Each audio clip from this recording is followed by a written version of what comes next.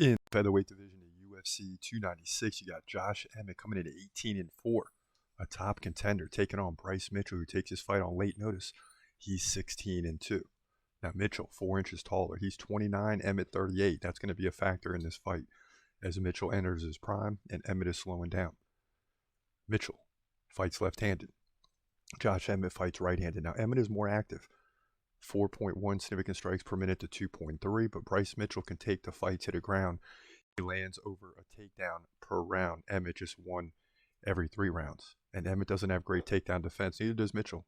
46% for Emmett, 33% for Mitchell. So not very good. This fight's going to land on the ground at some point. Now, Emmett has struggled lately, losing to Ilia Topuria and Yair Rodriguez. He lost the decision to Topuria easily. 152-87, gave up 3 takedowns.